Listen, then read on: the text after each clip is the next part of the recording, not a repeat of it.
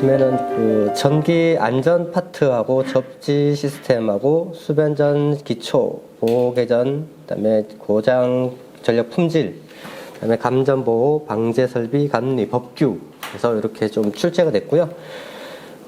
지난 회차 128회차하고 비교해 봤을 때 법규에 대한 그 포지션은 비슷한 양을 차지했습니다. 그것이 13문제로 해서 41.94%로 해서 법규 문제가 많이 출제됐고요. 이번에 특이한 사항은 그 지난번에 비해서 뭐 발송 배열이라든지 쪽파트가 없고 좀 감리가 추가가 된 부분이 있습니다. 그렇게 보시면 되겠고요.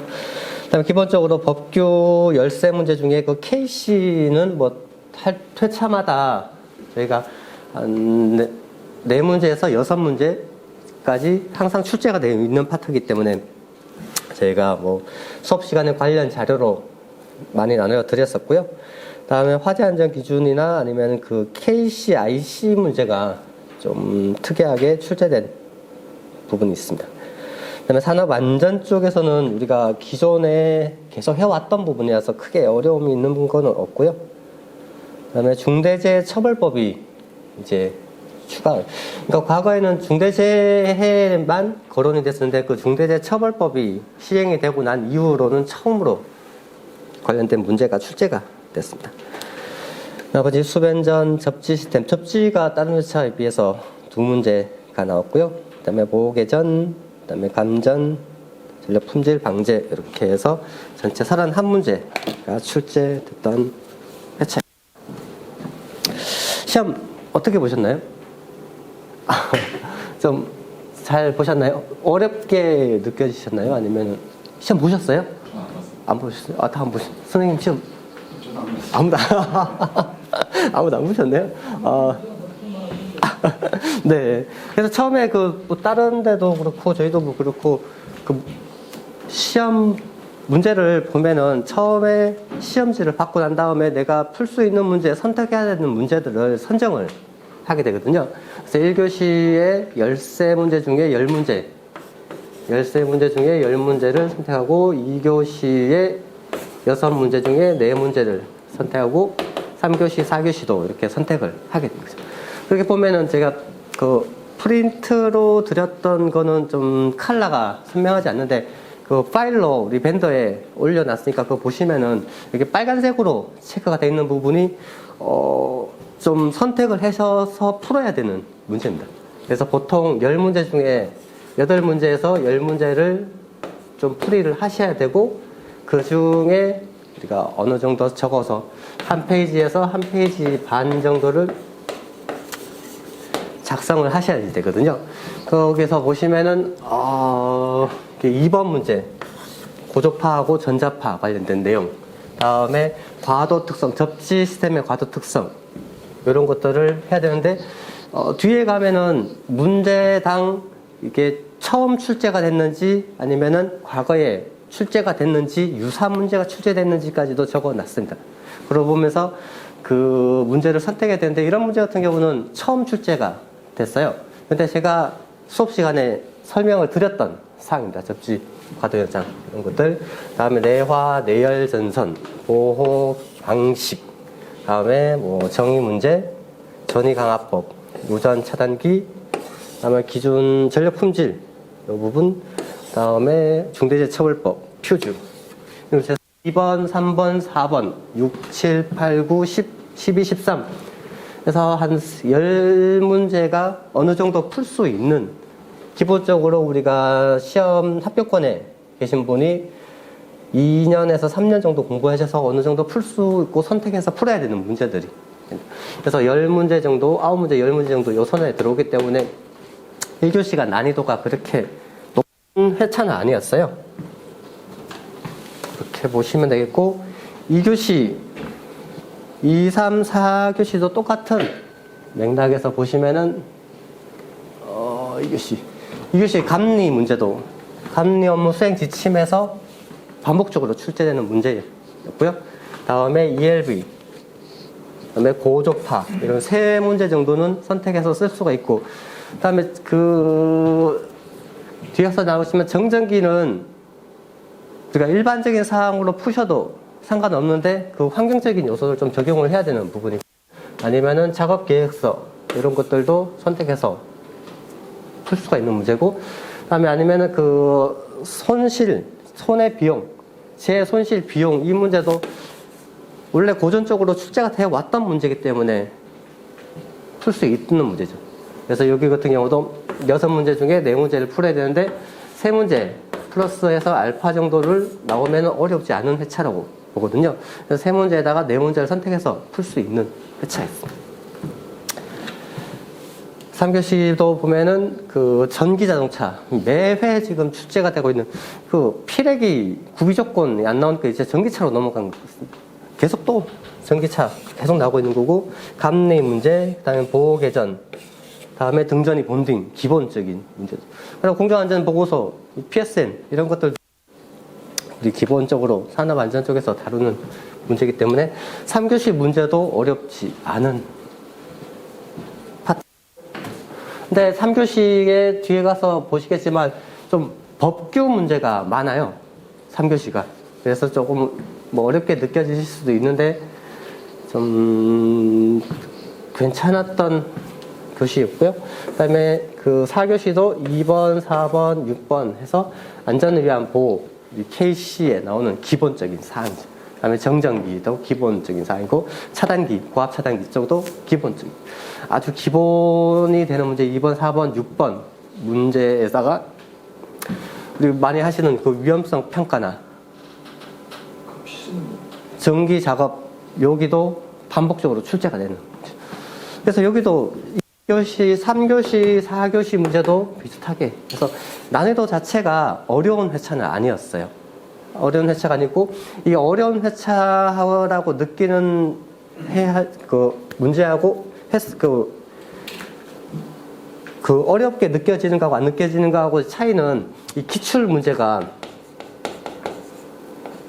얼마큼 비중으로 출제가 되느냐, 요 범위 내에서 기출 문제가 들어오게 되면은 그 회차가 쉽다고 얘기를 하고, 그렇지 않으면 어렵다고 얘기를 합니다. 그래서 이번 129회는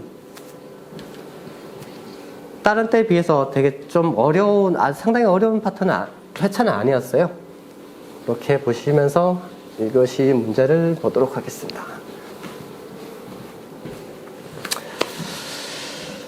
네, 1교시 문제에서 아까 선택했던 문제 간단하게 좀 보시고요. 그 다음에 1교시의 1번 문제. 1번 문제는 뭐 크게 특이한 내용은 없고요.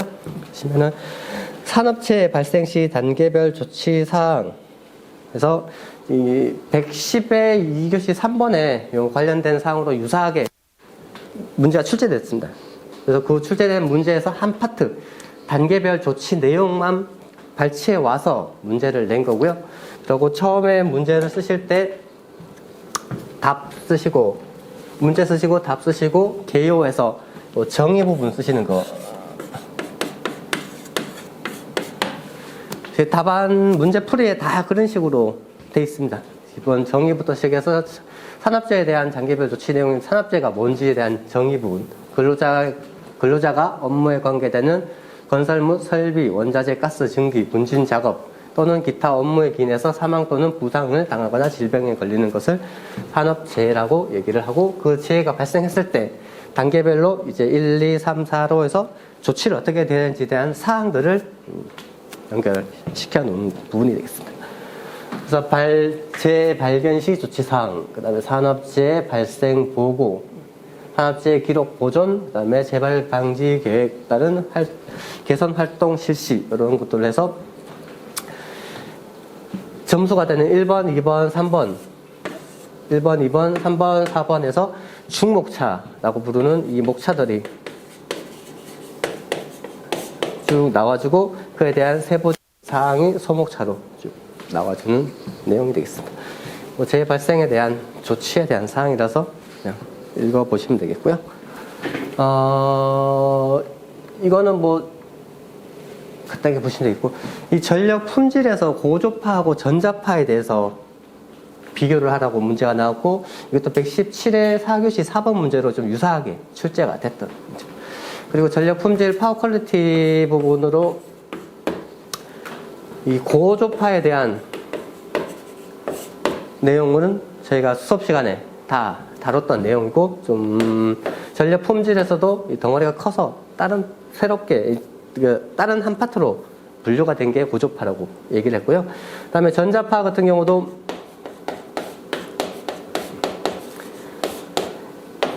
전력 품질의 저의 요소 중에 우리가 EMC, EMI, EMS 하면서 다뤘던 사항이죠. 수업 시간에 다 다뤘던 사항이고 기본적인 사항이었습니다.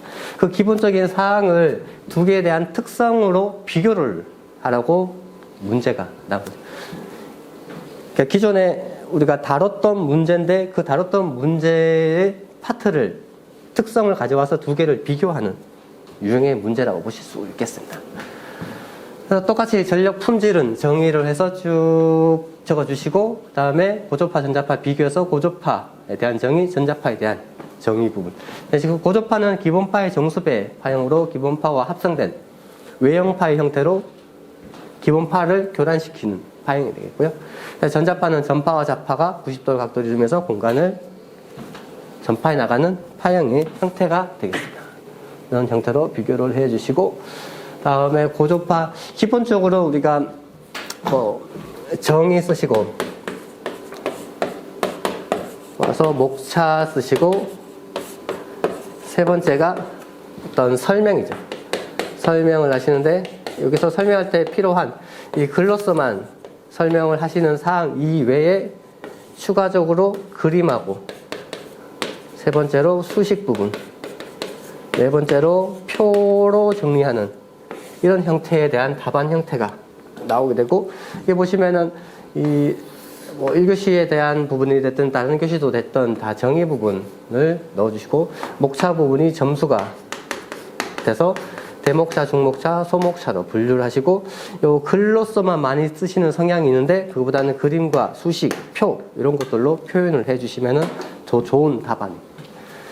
보시면은 표 형태로 해서 그림과 수식들이 이렇게 들어가 있는 것을 보실 수가 있습니다. 이런 식으로 답안 형태를 하시면 좋고요. 이 고전파를 나타내는 간단한 그림, 다음에 그 전자파를 나타내는 간단한 그림, 전파와 자파가 90도의 각도를 이루면서 전파입니다. 다음 맥스웰 방정식, 전자파 나오면은 우리 항상 답안에 써주시는 맥스웰 방정식 간단하게 넣어주시고요. 다음에 그 비교이기 때문에 파형에 대한 비교, 다음에 주파수, 헤르츠에 대한 비교, 다음에 환경, 다음에 정량적인 파. 이게 기본파에 대해서 합성이 돼서 나가기 때문에 전량적인 파악이 가능한데 얘는 랜덤으로 발생하는 거예요. 발생에 대한 내용, 피해 기기, 그다음에 종류, 적용에 대한 사항 이런 식으로 해서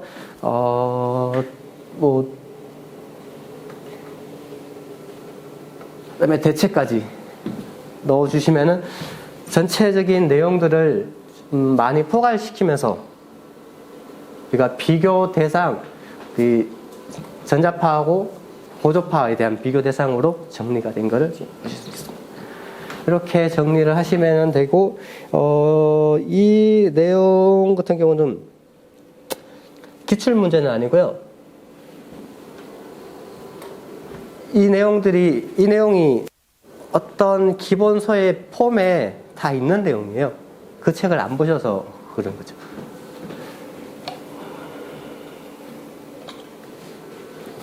그러니까 책의 출처는, 이 문제에 대한 출처는 알짜배기 그 책에 있습니다. 그 책에 있는 내용을 좀 발췌해 와서 그림하고 수식 넣으면서 조금 더 추가적으로 정리한 내용이 되겠습니다. 그래서 그 문제도 우리 전자파도 다 아시고 고조파도 다 아시는데 그거를 1교시 형태로 정리를 해야 되는데요. 정리를 하십니다. 정리를 해서 이렇게 설명이 돼 주시면 되는 파트고요. 다음에 1교시 3번 문제, 요것도 선택을 하셨어야지 되죠. 네, 어렵습니다.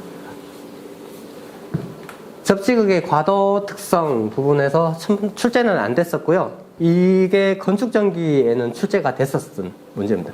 이게 타 기술사 종목에 대한 부분, 우리가 건축하고 발송, 그 다음에 전기 안전, 응용. 우리가 안전을 하고 있으니까 요 안전 기술사를 하시면서 공통적으로 시험 범위에 들어오는 내용들의 타 기술사에 출제되는 부분도 보셔야 되는 이유가 이런 이유입니다. 서로 여기서 출제됐던 문제가 여기도 출제되고 여기서 출제된 문제가 여기도 출제가 뭐 예전부터 그래 왔었던 문제고, 이렇게처럼 접지극의 과도 특성에 대한 문제도 출제가 되고 있습니다. 그래서 안전에는 처음 나왔는데 건축전기에서 출제됐던 문제고요. 이거는 수업 시간에 말씀드렸던 거죠. 예전에 이 접지선에 대한 저항, 다음에 접지극에 대한 저항, 접지극과 대지의 접촉 저항, 다음에 대지 고유 저항, 로, 요걸 다 합쳐서 우리 접지 저항이라고 얘기를 하고, 얘가 과거에는 어떤 고장 전류를 얘기를 한다든지 이런 주파수가 기본파 형태에 대한 부분으로 해석을 했었습니다. 근데 이게 뇌격을 만든 서지성 파형이 들어오고, 요게 메쉬 형태로 이렇게 됐을 때, 여기는 저항 R값만, 접지 저항 R값만 다뤘었는데, 여기서는 요 R과, 요 안에 있는 R과 L과 대지하고의 C. 그래서 RLC 값을 다 다뤄주셔서, 지금 접지 저항이 아니라 접지 임피던스.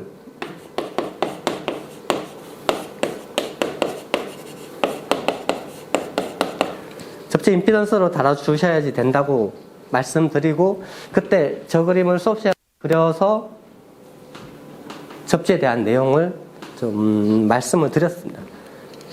그리고 요 자료도 드렸던 자료. 수업 시간에 그 수업을 하시면서 그 관련된 자료하고 그 기본서라고 우리 교재가 있나요? 네. 기본서 교재를 저희가 이거를 사용해서 수업을 하고 있는데, 이 자료가 뭐 다 있는 게 아니고 이런 누락된 사항이 있으면은 제가 첨부 자료로 해서 드리고 있는데, 그때 드렸던 자료입니다. 요 내용도. 그런 내용으로 해서 저희가 처음 출제되지만 수업 시간에 다뤘던 내용이기 때문에 선택을 하셔서 풀어야지 되는 문제죠. 그래서 접지 전극에 대한 과도 특성, 기존 접지 시스템 상위주파에서 접지 저항만 고려하는데, 고주파 영역의 서지성 파형들이 침입을 하게 되면은 이게 임펄스 임피던스 형태로 바뀌면서 기존의 내용과 변경된 내용으로 개념적인 확장이 필요하다고 말씀을 드렸던 내용이죠. 네, 접지극의 전극의 과도 현상, 그래서 임펄스 임피던스에 대한 내용, 다음에 요 그림 같은 경우 추가적으로 좀 넣어주셔서 그림을 좀 추가를 해주시면 되겠고요. 그리고 상주파 접지 요 경우하고 요 경우로 했을 때 그림 요거를 넣어주셔도 괜찮습니다.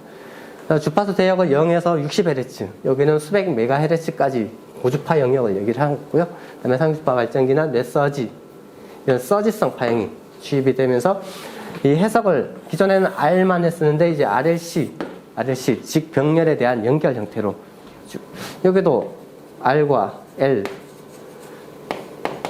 C가 전부 다 있는 형태가 되는 거죠. 그렇게 해서 RLC 즉 병렬 형태에 대한 해석 부분이 되겠고요. 이 GPR은 전번에 얘기했던 그라운드 포텐셜 라이즈 해서 내 습격이 들어오면은 여기에 전위가 메쉬 전위가 이렇게 상승하는데 이게 GPR죠. 요거에 대한 사항이고요. 그에 대해서 그 전압 강화에 대한 차이 이렇게 발생을 하고, 그다음에 특징 상승에 대한 내용, 그다음에 임펄스 접지의 성능 지수, 접지 저항과 접지 임펄스 임피던스 형태, 이런 형태로 해서 비교를 해 주시면 되겠습니다. 그래서 이거 뭐 다 이렇게 적으실 필요는 없고요. 여기에서 중요한 사항, 뭐 주파수 대역이라든지 이런 접지도체에 대한 해석, 대지에 대한 해석 연결해서 쓸 수 있고, 이런 부분, 그다음에 GPR 특성이라든지 접지도한 영향이라든지 이런 거 한 4개 정도만 그리시고, 그다음에 이런 그림 넣으셔서 답안 작성하시면 되겠습니다. 그렇게 해서 몇 번 문제죠? 3번 문제도 풀 수가 있었던 문제 형태. 근데 이런 거 풀면은 다른 종목의 분석을 하셨던 분하고 안 하셨던 분하고 차이가 이런 데서 나고 점수가 많이 나는 거죠.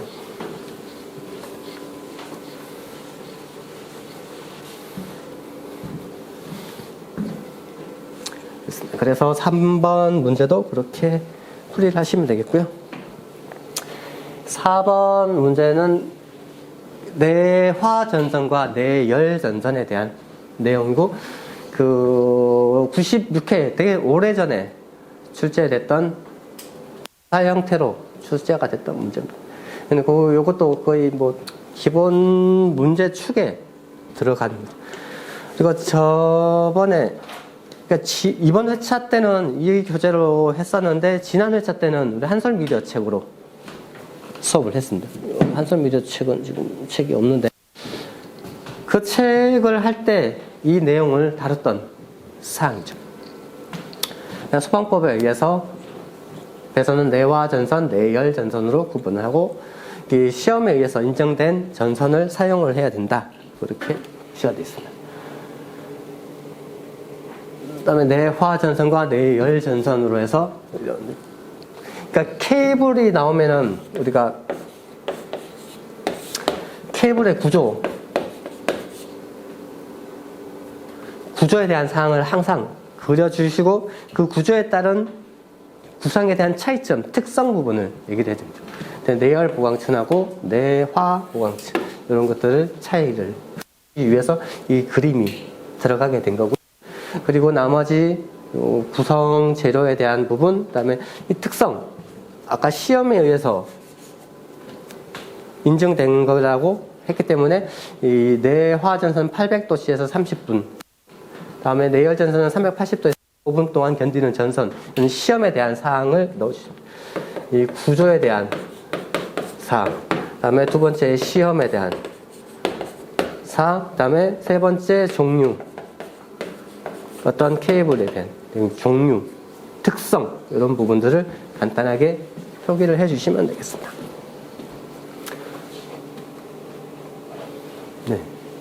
그리고 용도, 최종적으로 용도, 이런 것들을 넣어줘서, 보시면은 저 수업 시간에도 말씀드렸지만, 이 표로 정리를 하시는 게 기술사 답안 형태에서 가장 깔끔하게 정리가 된다고 말씀드렸고, 어떤 식이든 표는 이 비교 대상 A, B, 비교 대상 A, B가 있고, 그 비교 대상의 대표적인 항목들을 해서 4개 종류까지로 정리를 하시는 게 제일 깔끔하게 답안 형태로 나온다고 말씀드렸는데, 그런 형태로 이렇게 정리를 해드렸습니다. 그래서 이 문제도 어느 정도 풀 수 있어야지 좀 합격권에 들어가신다고 보시면 되겠습니다. 기술사 답안에 정답은 없어요. 정답은 없는데 가장 높은 점수를 받을 수 있게 답안을 작성하시면 되는 거죠.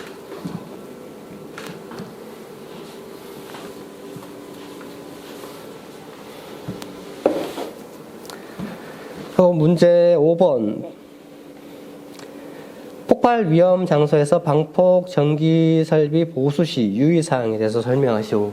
근데 방폭은 많이 나왔는데, 점검 시 전기 설비 보수 시 유의사항, 이거는 출제는 되진 않고, 좀 전체 방폭 문제 중에 좀 사이드 쪽에 문제 형태가. 근데 이런 것까지 공부하시는 분 같은 경우는 되게 오랫동안 그러니까 관련 직종에 계시거나 아니면 오랫동안 공부하신 분이라고 보실 수가 있고요. 자료를 가져온 게 NFS의 35에 관련된 규정사항을 저는 풀이로 가져왔습니다. 그래서 방폭 전기 설비 보수 시 유의사항에서 작업 전, 중, 후 이렇게 구분을 한 다음에 유의 오타 유의사항의 전중으로 작업 전에 뭐 확인 부분이죠. 확인, 그다음에 내용에 대한 명확화, 그다음에 부품의 준비, 확인, 그다음에 위험에 대한 존재 가능성, 그다음에 취급, 그다음에 지식, 교육적인 부분, 그다음에 작업 중에 대한 내용들로 쭉 보시면은 통전 중에 점검할 경우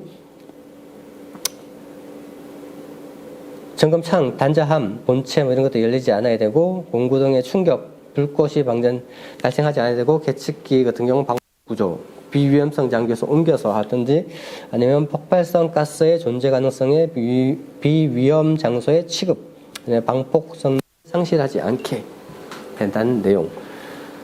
그리고 작업 후에는 그 그러니까 방폭 성능이 저하가 되지 않아야 된다는 얘기죠. 그런 내용으로 우리가 뭐 방폭 나오면은 우리 그 가연물, 산소, 이 점하원에 대한 내용을 하고 이 3요소가 있을 때 폭발이 일어나니까 그 폭발적인 요소를 일으킬 확률을 0으로 만드는 게 방폭에 대한 개념이라고 말씀드립니다. 그래서 가연물 같은 경우 산소는 뭐 항상 있는 환경 내에서 어쩔 수 없으니까 이 가연물 환경을 이 존으로 구분을 해서 어떤 누출된 폭발성 가스가 정체가 있거나 체류를 하거나 어떤 환경 내에 폭발성을 일으킬 위험이 있는 장소, 얘하고 이 점화원 에너지가 곱해졌을 때 0으로 만들면은 방폭에 대한 설계를 하는 개념이라고 이 수업 시간에 한 페이지를 해서 전체적인 개념도 그런 부분들 했습니다. 그래서 우리가 가연물 환경적인 요소를 0으로 만들 수가 없기 때문에 에너지원이 되는 전기 설비들을 내압, 유입, 압력, 안전증 방폭 구조 이런 것들을 만들면서 폭발을 일으키는 확률을 0에 가깝게 만드는 게 우리가 방폭 설계에 대한 개념적인 내용이고요. 이런 것들도 앞쪽에 개념도로 넣어주신 다음에 설명을 해주시면 되고요. 여기서는 직접적으로 전중 후 이 0을 만들 수 있는데 이 만들어야 되는 환경 내에서 어떤 작업을 한다는 거죠. 얘도 똑같이 우리 수업 시간에 한 것처럼 모든 방폭에 대한 개념은 이 0에서 시작을 합니다. 얘와 얘를 곱했을 때 0을 만들 수 있는 환경. 그 작업 전과 중과 후에서도 전도 0으로 만들고 중도 0으로 만들고 후에도 얘를 0으로 만들 수 있는 개념적인 부분만 쓰셔도 어느 정도 작성이 가능한 부분이라고 되어 있습니다. 그리고 방폭의 마지막에는 또 방폭 표기 이런 것들 해주시면 좋죠.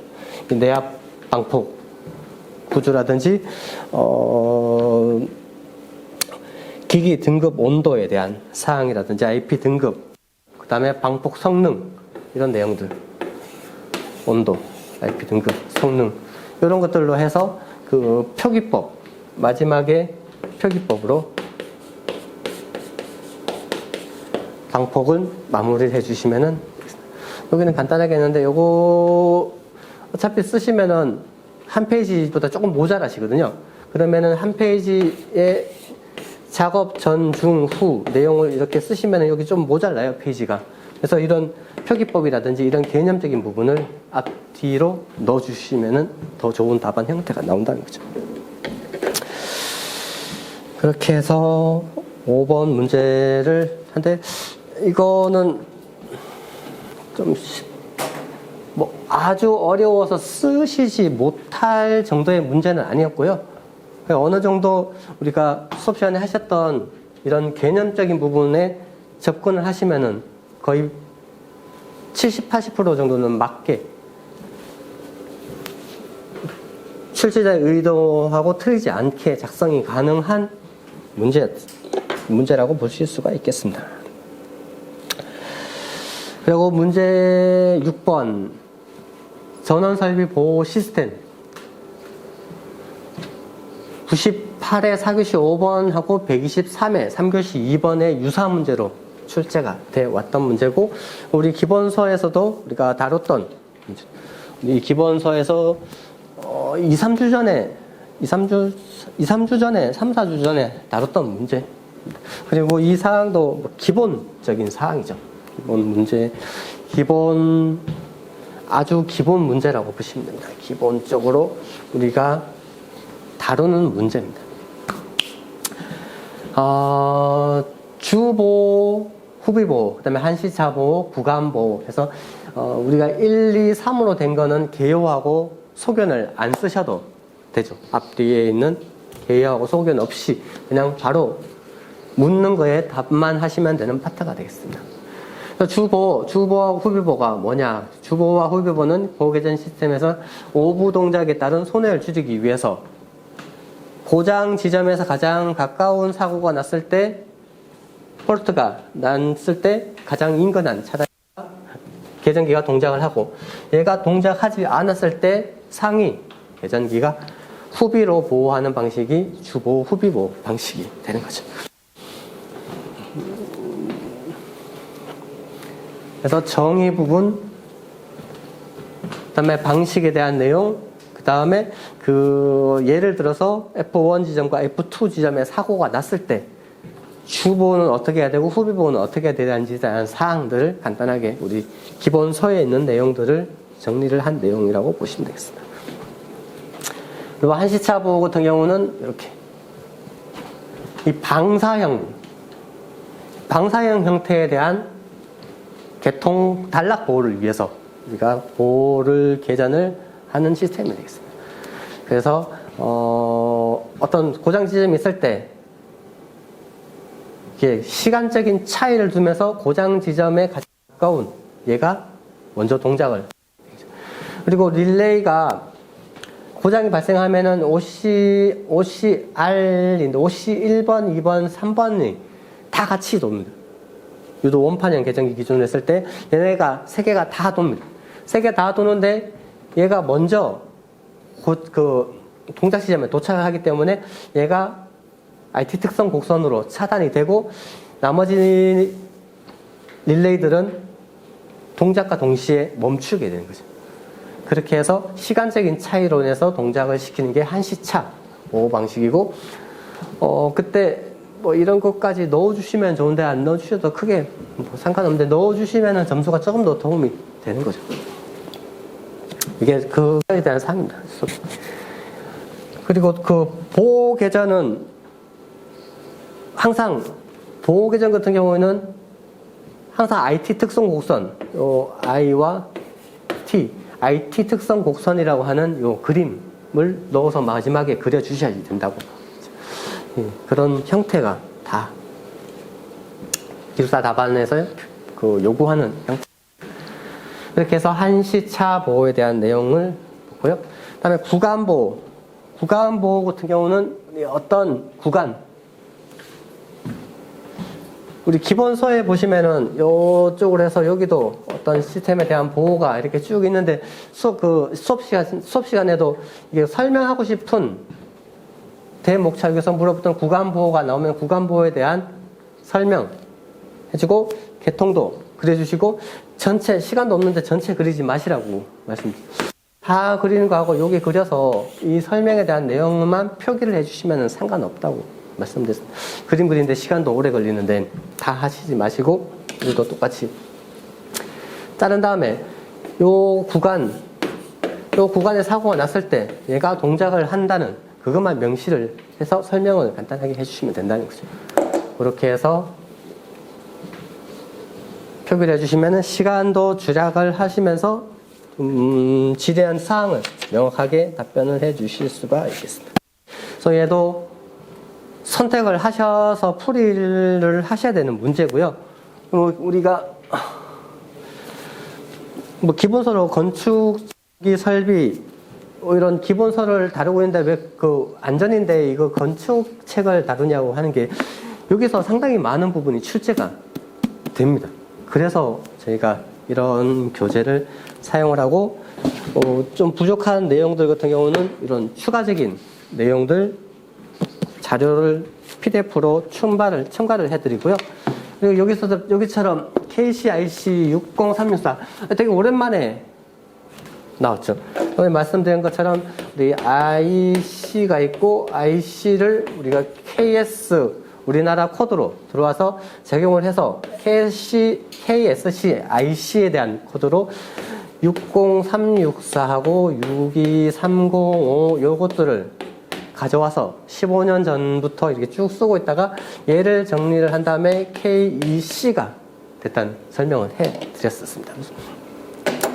그 중에 KSC IC 코드를 가져왔는데 그 IC 코드를 KS에서 표기를 해서 쓰는데 우리가 일반적으로 저압에 대한 내용하고 우리 필에 대한 내용으로 두 개를 가져오는데 요 부분이 되는 거죠. 60364에 대한. 그래서 60364에서 규정하는 요 5가지 정의 부분을 적으라는 내용입니다. 그 정의 부분이 이 대한전기 협회에서 이렇게 판매를 하고 있는 내용이죠. 여기 보시면은 요 폼들이 다 맨 앞에 나오는 게 정의부터 요 주제에 대해서 어떤 내용을 다루면은 다루는 내용에 대한 정의 부분들이 쭉 나와주고 그다음에 기술적인 사항들을 명시를 하고 있는데 여기서도 다 똑같은 이런 사항. 근데 요 내용들이 내용이 너무 많아서 이걸 개별적으로 찾아보고 저렇게 구매를 하셔서 다 그렇게 공부하실 수는 없어요. 근데 뭐 처음 출제가 된 거고 요 규정의 해설서에 있는 내용이기 때문에 요게 생소한 단어 정의 부분에서 어렵게 접근을 못하는 그런 문제는 아니라는 거죠. 그래서 접근을 가능한 문제라서 어느 정도 우리가 공사에 대한 내용이라서 적으시면 되겠습니다. 그래서 케이블 트렁킹, 커버를 벗겨낼 수 있는 절연전선 케이블을 수용하는 그 체가 케이블 트렁킹 시스템. 그 다음에 레더, 사다리 모양으로 해서 그 가로대 러그 부분에 사다리 모양으로 된 거. 그 다음에 브라켓, 길이 방향으로 빈도 간격에 설치할 수 있는 설치하는 게 브라켓. 그 다음에 전기 설비, 그 다음에 전기 사용 설비. 이게 어차피 이렇게 같이 오다 보니까 정의 부분도 거의 유사합니다. 이렇게 유사하게 명시가 됐기 때문에 어렵지 않게 이제 쓰실 수가 있었던 부분이 됐습니다. 그렇게 해서 이 문제도 좀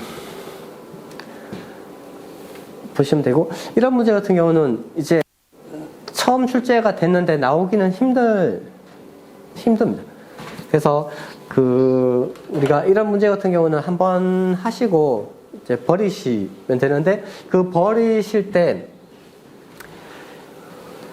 나왔던 거를 이 문제 자체에 대한 부분은 지금 이 범위가 여기에 국한되어 있는 거죠. 범위가 여기에 국한되어 있는 거죠. 근데 이 문제가 나와서 여기서 안 나온다고 버리는 문제가 아니라 이제 준비를 해 나가셔야 되는 분들 같은 경우는 여기에 범위에 포커스를 맞춰서 정의 부분을 한 번씩 보셔 나가야 된다는 거죠. 그래서 이 문제는 버리고 여기에 관련된 정의 부분만 한 번씩 읽어 보시면서, 우리가 KC가 매 회차 4문제에서 6문제 정도가 출제가 되고 있는데, 여기서 지금 뒤에 보면은 정의에 대한 부분을 출제가 되고 있습니다. 그거하고 똑같은 맥락에서 여기에 대한 정의 부분도 좀 보셔야지 돼요. 제가 그러니까 공부를 해 나가시면서 어떤 사항들을 등전이 본딩하면 등전이 본딩의 정의 부분이 KC에서 나와 있는 거죠. 그러면 내가 알고 있는 지식과 그에 대한 그 정의에 대한 타이핑이 텍스트가 같은지 다른지에 대한 부분을 비교를 해보시고 다르면은 내가 그 부분을 응용해서 다른 데 적용할 수 있게 하셔야 된다는 거죠. 이 문제는 그렇게 접근을 하시면 될 것 같습니다. 이 문제도 선택을 하실 수 있어야지 좀 어렵지 않게 1교시를 풀 수가 있을 거고요. 다음에 1교시 8번 문제. 이것도 우리 수업 시간에 했던 내용이죠. 전이강화법. 전이강화법. 이게 많은 사항들을 얘기를 할 수는 없고, 전이강화법은 정의 부분, 똑같이 정의 부분 나와서 무한 원점에 대한 전이 상승 기준에서 현실적인 유한 구간을 전이 상승으로 채택해서 측정하는 방법이고, 이 측정 원리 부분을 물어봤기 때문에 측정 원리는 오메 법칙이죠. 우리가 R값을 알고 하는데 우리 전류를 흘려줘서 전압값을 측정을 한 다음에 그에 대한 값을 구하는 게 전이강화법입니다. 그래서 전원이 있고 여기서 전류를 흘려주고 여기에 전류가 흘러 들어가서 폐회로가 형성이 되면은 요 흘러 들어가는 전류 때문에 저항구역이라고 얘기하는 이 저항구역 내에 이 전위가 상승하는 거죠. 그래서 여기에 들어가는 전류 I와 여기서 전위가 상승하는 전압 V를 측정을 한 다음에 전위 상승에 대한 부분을 얘기를 하는데, 얘네들이 실질적으로는 무한점이라는 거죠. 무한에 대한 내용이고, 무한에 대한 내용인데, 이걸 계산을 해야 되니까 유한 구간으로 정해서 전위에 강한 강화법을 선정을 한다고 수업 시간에 설명을 드렸던 내용입니다.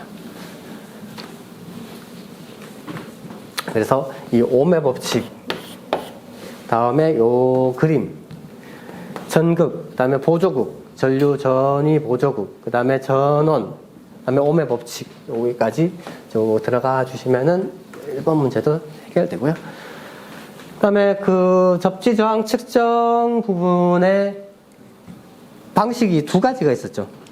좀 간이 좀 작은 규모하고 그 메시처럼 큰 그런 부분에 두 가지가 있었는데, 여기서 결론적으로 이 절체 스위치를 한 다음에 우리가 기본적으로 측정되는, 여기도 똑같이 R은 I분의 V인데 전원을 공급해서 전류를 흘려준 다음에 여기서 뜨는 전압 진공 전압계, 전압을 측정을 한 다음에 보니까 이 값이 나오는 거죠. 그래서 절체를 한 번 더 시켰더니 이 값이 나오는데, 이 값에는 측정 값에는 지전압이라고 하는 요 대지 부유 전이 이 지전압이 있는 거죠.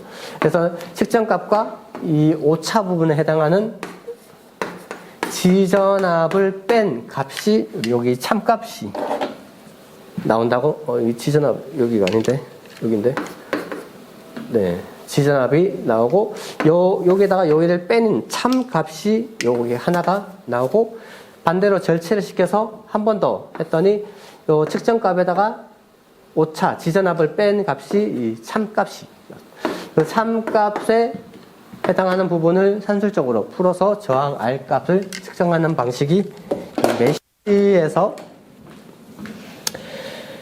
공통 통합 접지의 접지 저항 측정 방법에 대한 사항이라고 말씀을 드렸습니다. 그런 내용들 좀 표기를 하시고, 이런 핵심적인 내용, 그림 이런 것들을 좀 추가적으로 넣어 주셨으면 되는 문제입니다. 그러면 고득점을 맞을 수 있고, 그리고 추가적으로 자료를 드렸던 우리 안전공사 점검 지침에 대한 내용, 오차를 최소화시킬 수 있는 그 값에 대한 내용이죠. 이런 것들도 넣으시면은 조금 더 좋은 점수를 받을 수 있습니다. 이렇게 하시면은, 그러니까 자기가 쓴 답안 형태가 여기에 있는 내용들을 얼마만큼 많이 포함하고 이 이상에 대한 답안을 쓰시면은 더 고득점을 받는 거죠. 그래서 상대적인 평가이기 때문에 또 117회, 그러니까 여기는 뭐 접지장 측정 원리 부분하고 메시 전이강화법 2번에 대한 사항인데 이게 단독으로 이렇게 출제돼서 나온 적은 처음인데 요 전체에 대한 그 유사 문제로는 117회 때 출제가 되어 있던 문제죠. 그리고 다루는 내용도 기본서에 나와 있는 아주 기본적인 사항이 되겠습니다. 그래서 좀 선택해서 푸셨어야지 되고요. 다음에 1교시 9번 문제 같은 경우는 KC 매 회차 많이 출제가 되어 있는 KC에 대한 부분인데 이 누전 차단기에 대한 시설 기준에 대한 내용입니다. KC 211.2.4절에 있는 KC에 대한 내용이고요.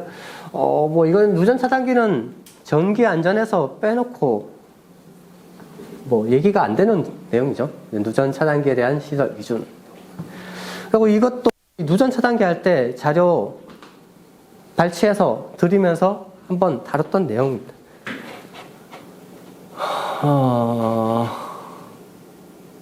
네, 뭐 간단하게 보시면 되겠고요. 설치를 해야 되는 장소, 제외되는 장소, 그 다음에 그 자동 복구형 기능을 갖는 설치 위치 이것도 하면서 그때 설명을 드렸던 내용입니다. 그런 내용들. 다음에 일반인이 접속하는 주택용 차단기 우리 그거 하면서도 그 RCBO 주택용 누전 차단기 우리 B형, C형, D형 타입에 대한 내용 설명을 드렸고 다음에 CBR 산업용 누전 차단기 하면서 그것도 우리가 다 다뤘던 내용이죠. 그리고 또 선택을 하셔서 풀을 작성을 하실 수 있어야 되는 같은 또 자료도 다 드렸고 수업 시간에 몇 번 다뤘던 내용이고요. 그리고 전기사업법의 전기 품질 기준하고 전압 주파수 측정에 대한 사항이고 이것도 123회 3교시 1번 문제로 출제됐던 사항입니다. 116회 때, 뭐 예전에도 116회 때도 출제됐고, 123회 최근에도 출제가 됐던 문제 되겠습니다. 이 전기사업법 시행 규칙에 있는 사항이고, 뭐 저희가 기본적으로 다루고 있는 거죠. 우리가 정전압계통, 우리가 뭐 이거 할 때도 뭐 계속 설명을 드리는데, 우리나라 같은 경우는 정전압계통이기 때문에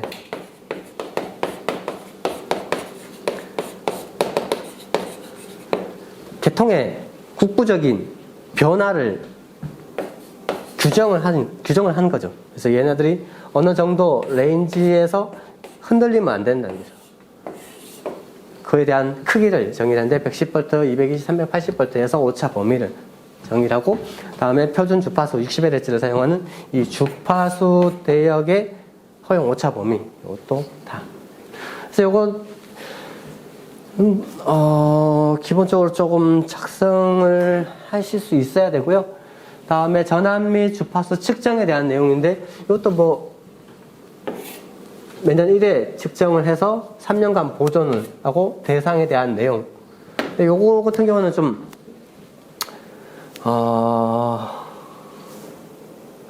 여기까지 작성하시기 어려우실 수도 있을 것 같습니다. 그 위에 있는 표는 기본적으로 우리가 그 수치를 하고 많이 다뤘기 때문에 작성하실 수 있는데 그 측정에 대한 내용들은 좀 곤란하실 수 있는데 그래도 좀 다루긴 해야지 되는 내용이죠. 그렇게 보시면 되겠고 그다음에 우리 이런 표준 전압, 공칭 전압과 최고 전압에 대한 내용, 이것도 우리 수업 시간에 다뤘던 내용이고 이걸로 하시든가 아니면은 우리 전력 품질에 대해서 나왔을 때 항상 적어야 된다는 ITIC 곡선. 네. 이런 곡선. 이 정격 기준을 했을 때 얼마만에 오버하고 언더의 볼테이지가 나왔을 때에 대한 위험성을 전기기기에 대한 기준으로 정의한 ITIC 곡선. 이런 것들 할 때도 여기하고 관련된 사항으로 작성을 해주시면 좀 답안이 되는 거죠. 그래서 우리가 수업 시간에 다뤘던 내용들하고 설명드리고 이거 ITIC 곡선하고 10M 곡선 그 자료 다 드리면서 했던 내용들이 답안 형태로 다 나올 수 있는 그런 내용이라는 거죠. 그렇게 답안의 작성이 필요한 사항이 되겠습니다. 그리고 전기 화재 예방을 위한 합성 수지관 공사의 적용 범위. 이것도 저희 나올 때마다 말씀을 드렸던 사항이고, 이거 바뀐 지가 몇 년이 됐는데 아직까지 안 나온다고 그때 수업 시간에 말씀하셨던 그 내용. 드디어 나왔습니다. 네. 이중천장에 사용하지 말라는 내용이죠. 개정된 지가 벌써 꽤 오래 지났는데, 관련된 규정을 해서 우리 공사의 적용 범위는 합성수지관 공사 같은 경우는 232.11절에 있는 K시에 대한 내용이고요. 그 내용에 보시면은 질의한 사항이 공사의 적용 범위, 어디에다 적용할 수 있는지에 대한 사항이죠. 그래서 뭐 중량물에 충격받지 없도록 시설해야 되고, 이중천장에 사용할 수 없는 부분, 나머지 안쪽 부분에 사용할 접속점 없고 뭐 이런 부분들은 추가적으로 설명해 주실 수 있는 사항이고요. 그다음에 KC에서 공사 적용 범위는 합성수지관 공사는 전선관 시스템에서, 전선관 시스템 같은 경우는 이런 식으로 해서 공사 범위를 정의를 할 수가 있고, 그 내용으로 이중천장에는 사용할 수 없는 그런 형태에 대한 답안이 나와주시면 되겠습니다. 이게 상당히 많이 거론돼 왔던 내용이죠.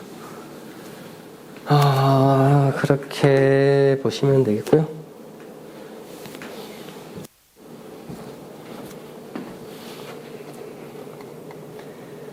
그 다음에 12번 중대재해 처벌 등에 관한 법률.